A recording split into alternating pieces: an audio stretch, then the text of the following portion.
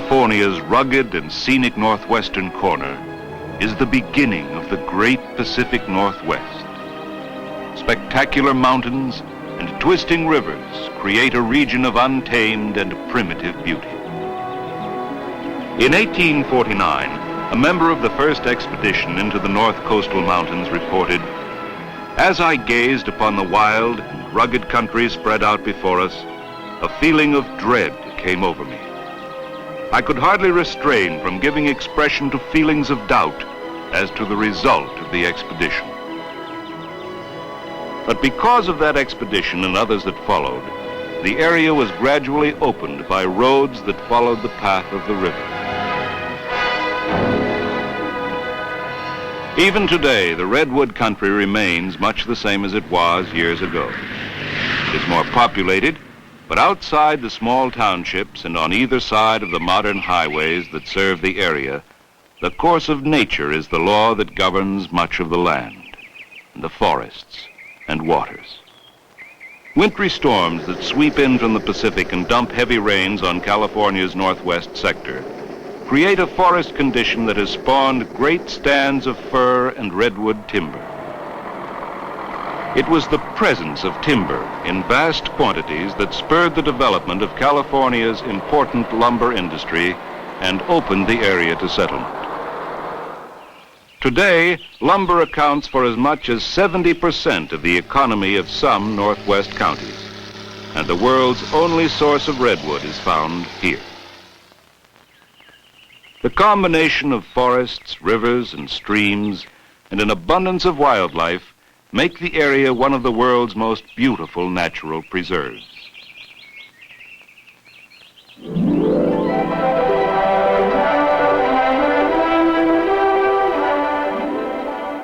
The primal forests of Northern California, linked by a system of modern highways and freeways, attract millions of tourists and vacationers from all over the United States and abroad.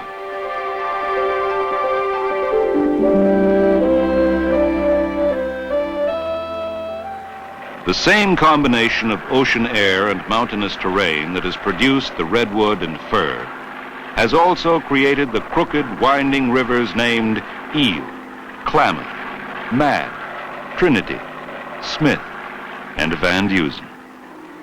The near-constant veil of Pacific fog hangs wet and heavy in the river canyons, and the long, humid season of rain that soaks the valleys make Northwest California phenomenally fertile. Soft, green valleys make ideal grazing lands that rarely suffer from drought. But the abundance of rain and the constant threat of excessive rain, saturated slopes, and inadequate flood control facilities leave the coastal regions almost defenseless against quick and widespread flooding. In December of 1964, just at Christmas time, a continuous rainfall saturated the Coast Range and the Klamath Mountains. A similar rain condition had created record floods in 1955, and it was assumed by many that the 55 flood level represented the maximum danger from the Mad, the Klamath, the Smith, Eel, Trinity, and Van Dusen. But on December 19, 1964, just 6 days before Christmas, Californians heard this startling pronouncement from Governor Edmund G. Brown. I've been informed by the United States Weather Bureau that weather conditions developing over Northern California mean continuing heavy rains. All streams in the northern part of the state are rising. Predictions are for a continuation of that trend, with flood stages... On the morning of December 20th, an observer reported the Eel River is only a little over 4 feet below the 1955 flood and appears to be rising a foot an hour at this time. By 6 o'clock on the evening of December 20th, it became evident that all rivers north of the Eel would rise above original estimates based on river gauges. But many of the gauges were lost in the torrents of mud and debris that were sliding into the charging rivers. As residents began to evacuate threatened lowlands, an editorial in the Humboldt Standard said, "No greater force for destruction ever was assembled in Humboldt County in remembered or written history." And then California's Christmas floods of 1964 became headline news from coast to coast. Floodwaters continue spreading over southern Oregon and northern California, with many areas isolated from land transportation. Northern California rivers, swollen with record amounts of rain, are pouring across access routes, destroying bridges and inundating entire communities. Flood stages in most areas have already passed the 1955 flood level, and further disaster is threatened by the still rising waters. The city of Eureka and all of Humboldt County are completely cut off from highway travel in all directions. From those areas where communications have not been lost, come reports of serious damage to bridges and highways. The few flood control facilities in the northern river system have been unable to contain the fast rising waters, and up to 20 feet of current is flowing through spillways. Released waters joining the swift, powerful currents of angry rivers add greater velocity and destructive force to downstream currents. Collecting lumber and debris, the fast-moving waters batter a steel and concrete bridge over the American River near Auburn in the Sierra Nevada foothills. A large storage tank becomes a water-borne missile aimed at the low-lying bridge.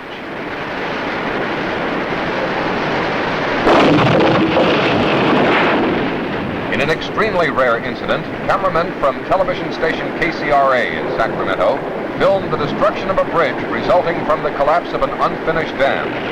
As the river rises and gains velocity, tons of debris are slammed against the bridge, and the crack between bridge and highway widens. Constantly rising, the swift currents repeatedly ram the weakening structure, and the bridge begins to tremble. One last powerful assault, and another obstacle to the rampaging waters is eliminated.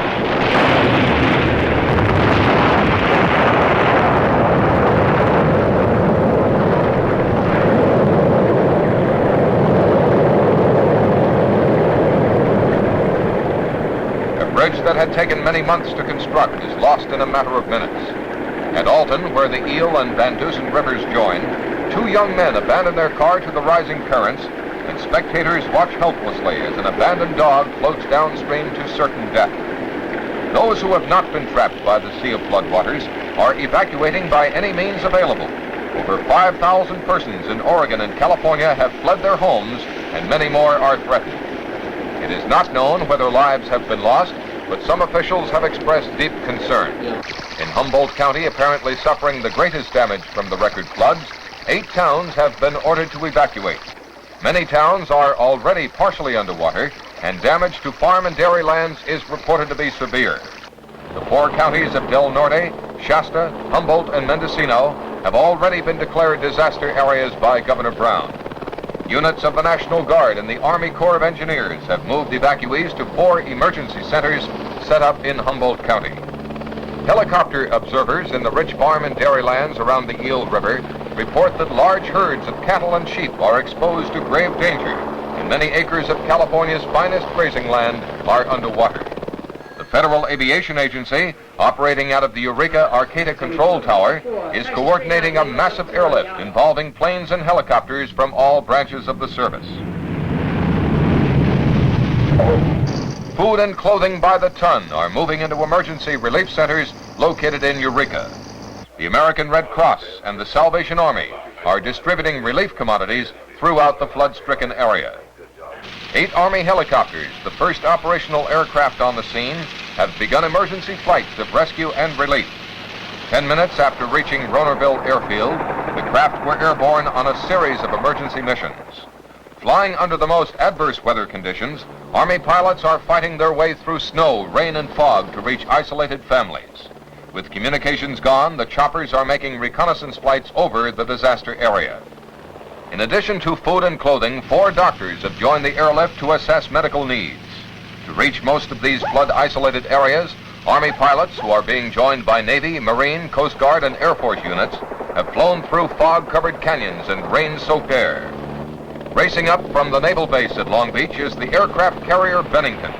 Planes loaded with supplies of medicine, blankets, and foods are launched at sea, and plans are to base the huge carrier off Humboldt Bar, where it will be used as a service and medical center. To those who have evacuated homes now floating down the flooded and still rising rivers, rescue from the air could be the only means of survival. But for an estimated several thousand head of cattle, there will be no survival. A little reported factor in the northern flood situation is the unusually high tides that prevent normal drainage of the flooded rivers. The high tides followed a full moon in a near exact line with the sun and earth, a situation which a few days ago... In Sacramento, the State Division of Highways was making an effort to assess damages and coordinate emergency repair. With telephone lines down, highways washed out, bridges smashed, and rails demolished, communications were all but impossible. And yet, the survival of the area would depend on reopening highway transportation. Emergency traffic Rio Del to Fortuna. Open Fortuna to south of Warren. Because there was no other way, the Division of Highways was dependent on reports by radio telephone from division engineers who hiked in over mountains through rain and mud to relay information on highway and bridge conditions. Bridge. I'm afraid we lost another one. The whole midsection of this bridge is gone. It looks like about 150 feet. Even in areas far removed from swollen river currents, the heavy rains had caused massive earth slides. Because rail service to the stricken area had been knocked out, the reopening of highway routes was a priority objective. But as the extent of damages became known, it was evident that a complete rebuilding of the highway system would be a matter of several years. California had suffered its greatest highway disaster.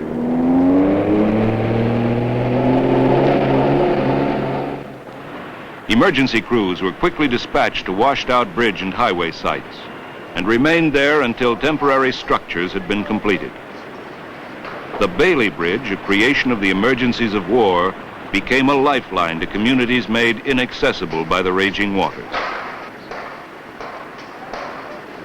The need for highways was never more pointedly demonstrated.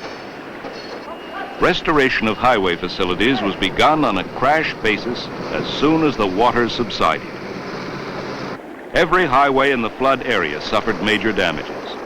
Where roads followed the riverbed, the torrential flows cut away the base of canyon slopes, brought slides of mud cascading into the rivers, taking the road with it. Logs and debris that had battered scores of bridges into submission were washed out to sea to return with the tide. The loss of lumber and the costs of reclaiming lumber and logs would cost many millions of dollars. And that which could not be reclaimed had to be piled up and burned.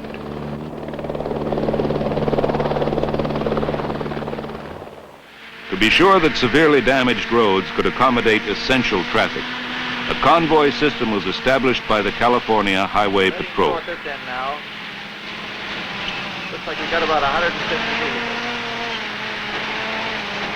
The convoy, while allowing badly needed food, fuel, and medicines to get through, also permitted construction work to proceed between convoy hours. On US 101 below Garberville, escorted convoys formed during the day and traveled through the night to give construction crews a maximum number of daylight working hours.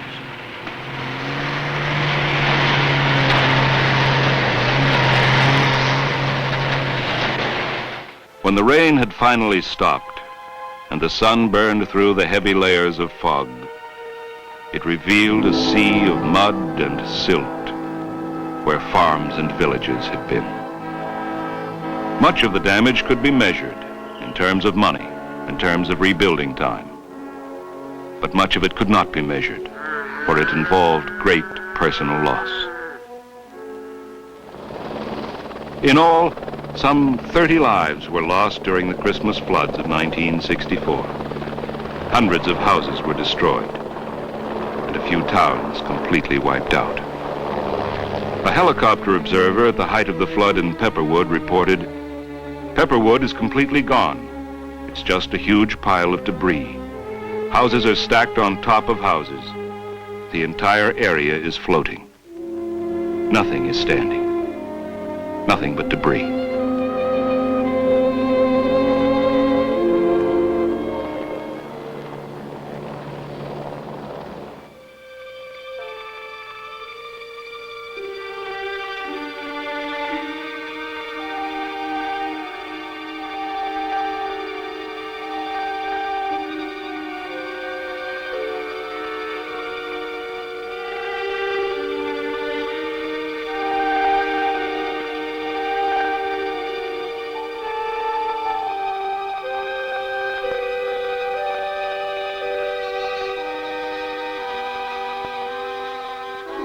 When the Eel River reached its peak in Pepperwood, the downtown area was under 35 feet of water.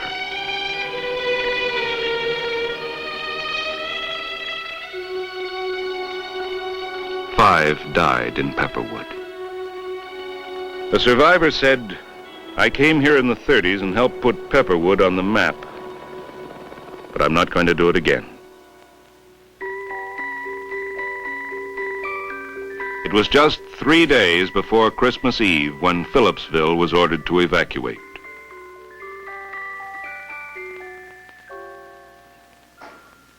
And when residents returned, they found their houses gone or demolished. In the rich bottomlands of Ferndale, the entire county road system was destroyed. Homes were lost and hundreds of head of cattle perished. In the town of Wiyot by the Eel River, at least 54 buildings were destroyed by 35 feet of floodwaters that raced down the main street. The town of Klamath, a world-famous salmon and steelhead fishing community, is gone. The mighty force of the swollen Klamath River swept through the summer home community of Klamath Glen, flattening everything in its path. 400 feet of Klamath's Douglas Memorial Bridge, a vital link of Highway 101 that could not be detoured, were destroyed. Near State Route 96, Bluff Creek left its bed, found new strength in its great volume of water, and smashed a gaping hole through the highway. Among the 18 state bridges lost to the record floods of 1964 was the beautiful, award-winning suspension bridge at Orleans on the Klamath. It was called Little Golden Gate. The Orleans community is split by the Klamath, and when the bridge collapsed, the only link to limited supplies was by motorboat. Almost every kind of bridge ever designed was smashed by the irresistible force of high water and debris. Through truss, deck truss, simple girder, suspension, pile causeway, and concrete arch bridges, all were destroyed. No design could withstand the powerful force. Altogether, 7 bridges were lost on the Redwood Highway. All were important. South of Scotia on the Eel River, the old bridge outlived the new. The 4-year-old Richard Fleischer span was swept cleanly away. Near Dyerville at the South Fork of the Eel, the old bridge gave way and the new one held. In addition to the 18 state bridges destroyed, 104 county bridges yielded to the most destructive floods ever recorded in California. The bridge pier at Martin's Ferry rises 95 feet above normal water line, but flood debris was left on its top. The Klamath's crest in the narrow gorge is estimated to have reached 115 feet. Canyon walls along the banks of the Eel, the Klamath, the Smith, the Trinity, and Van Dusen are often high and steep. And when the base of the slope had been washed out, there was no place to go but down the river. And when the banks went, the roads disappeared in the swirling waters. Slides and slip-outs removed whole sections of road over the entire north coastal area. Transportation problems for the stricken area were further compounded by severe damage to some 100 miles of northwestern Pacific rail lines. Between 20 and 30 miles of rails were washed down the Eel River. The remainder of the area's only rail line, considered an engineering masterpiece when constructed, was wrecked and out of service for an estimated 6 months. The great logging industry, essential to the dynamic growth of the entire state, would now depend on quickly restored highways to move their products to market.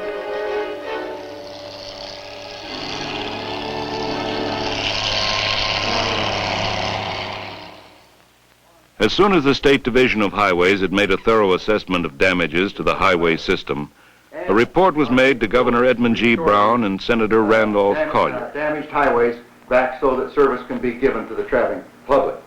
As you know, Governor, from your trip to the area last week, Senator Collier, chairman of the Senate Transportation Committee, was joined at the governor's briefing by heads of government agencies involved in rebuilding and emergency repair. To this map in front of me, I would like to point out that each one of those numbers represents a major bridge that has been damaged or completely demolished. Each one of the heavy black lines is a state highway where the service has been stopped because of either a damaged bridge or a washout or a slip out or a slide. When do you think you'll be able to open that area up again and get those roads in repair? Well, Governor, the roads are under repair now. The matter of the date of opening depends an awful lot on the weather that we have for the next several weeks. In this area on 101, between Cummings and Leggett, this is the important part of opening to the south from Eureka. We hope that within 2 to 3 weeks we'll be able to get emergency traffic through under a controlled convoy type of movement. Well, thank you very much, Mr. Gillis. I assure you that as governor of this state, I'll do everything just as fast as possible to see that that entire area is opened up again. And I know that you're going to get help from the legislature of the state of California. We want that area opened up just as soon as we possibly can.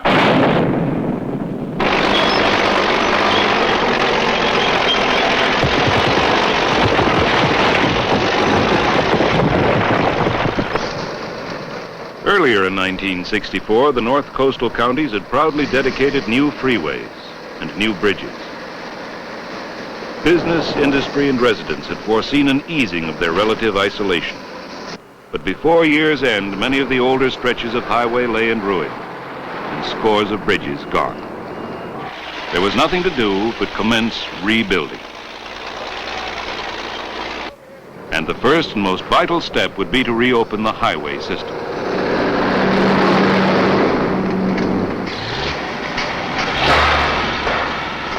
Temporary repairs had allowed the necessities of food, clothing, and medicine to reach flood victims.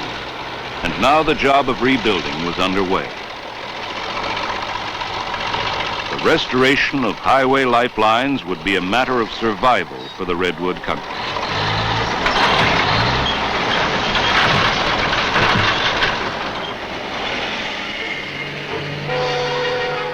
Rebuilt highways would activate economic forces and open the area's great scenic attractions to vacationers from all over California and the United States. The bridge at Robinson's Ferry was expected to open by May 1st. The North Scotia Bridge at Rio Dell was temporarily spanned, but permanent rebuilding would allow nearly 3 million crossings before the year was out. Over hundreds of miles of washed-out roadway, reconstruction was the order of the day. The sounds of rebuilding were heard at Klamath Glen and echoed throughout the deep river canyons of the Redwood Country.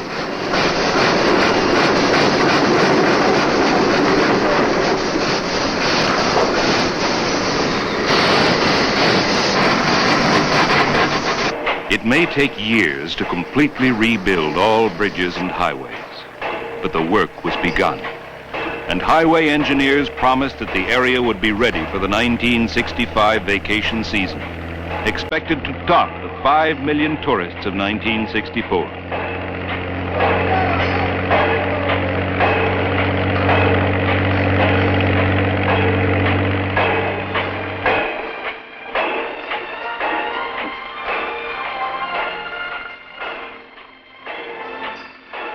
It would be a long and tough fight. But this land of poetic beauty and extraordinary fertility will survive the great Christmas floods of 1964. For in the devastation, there remained confidence. A confidence based on man's ability to survive and build for the future. And to the republic